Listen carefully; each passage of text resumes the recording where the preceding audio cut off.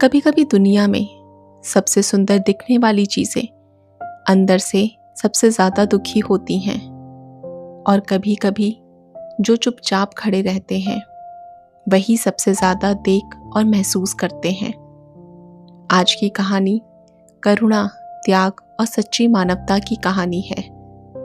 यह कहानी हमें याद दिलाती है कि सच्ची सुंदरता सोने चांदी में नहीं बल्कि दिल की दया में छुपी होती है। यह कहानी है द हैप्पी प्रिंस। एक शहर के बिल्कुल बीचों बीच एक ऊंचे स्तंभ पर हैप्पी प्रिंस की मूर्ति खड़ी थी। मूर्ति बाहर से अत्यंत सुंदर थी। उसके पूरे शरीर पर सोने की परत चढ़ी थी। आंखों में चमकते नीले नीलम जड़े थे और उसकी तलवार के मूठ पर एक बड़ा चमकीला लाल माणिक लगा था। शहर के लोग उसे देखकर कहते, देखो हमारा हैप्पी प्रिंस कितना सुंदर है।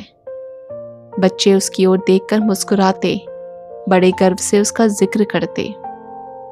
लेकिन कोई यह नहीं जानता था कि हैप्पी प्रिंस अंदर से बिल्कुल खुश नहीं था। जब हैप्पी प्रिंस जीवित था वह एक भव्य महल में रहता था। महल की दीवारें बहुत ऊंची थी और उन दीवारों के भीतर केवल सुख ही सुख था। वहां संगीत था, नृत्य था, हंसी थी और कोई दुख नहीं था। उसे कभी यह जानने का अवसर ही नहीं मिला कि महल के बाहर भी एक दुनिया है जहां लोग भूखे हैं, जहां बच्चे रोते हैं, जहां माएं अपने दुख छुपाती हैं। इसलिए उसे हैप्पी प्रिंस कहा गया। मृत्यु के बाद उसे उस ऊंचे स्तंभ पर खड़ा कर दिया गया। अब वह पूरे शहर को देख सकता था।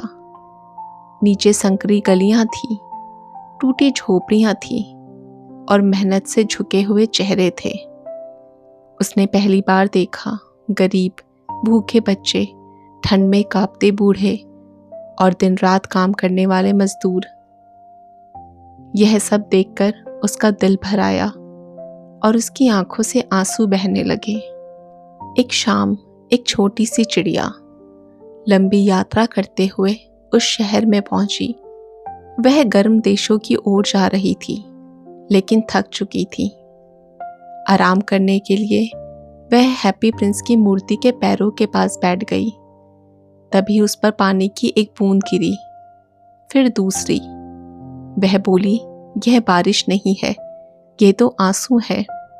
जब उसने ऊपर देखा तो हैप्पी प्रिंस रो रहा था।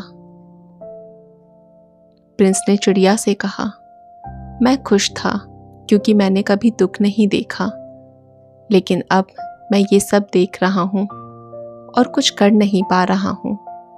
क्या तुम मेरी मदद करोगी? चिड़िया ने थोड़ी देर सोचा, फिर धीरे से हामी भरी। प्रिंस बोला, एक गरीब सिलाई करने वाली औरत है। उसका बेटा बीमार है और उसके पास दवा के पैसे नहीं हैं। मेरी तलवार का माणिक उसे दे दो। चिड़िया ने तलवार से माणिक निकाला और उड़कर उस गरीब घर तक पहुंची। जब औरत को माणिक मिला तो उसकी आंखों में आशा की चमक लौट आई। उस रात हैप्पी प्रिंस थोड़ा हल्का महसूस करने लगा। अगली रात प्रिंस ने फिर कहा, एक लेखक है जो भूखा और परेशान है, मेरी एक आंख का नीलम उसे दे दो। चिड़िया ने ऐसा ही किया। फिर अगली रात दूसरी आंख भी चली गई। अब हैप्पी प्रिंस अंधा हो चुका था, लेकिन उसका दिल पहले से ज्यादा उजला था। प्रिंस बोला, मेरे शरीर का सोना गरीब बच्चों में बांट दो। चिड़िया दिन रात उड़ती रहती और सोना बांटती रहती। बच्चों के चेहरे पर मुस्कान लौटी, लेकिन मूर्ति की चमक धीरे धीरे खत्म हो गई। सर्दी आ गई। चिड़िया को जाना चाहिए था, लेकिन वह प्रिंस को अकेला नहीं छोड़ना चाहती थी। ठंड बढ़ती गई और चिड़िया कमजोर होती गई।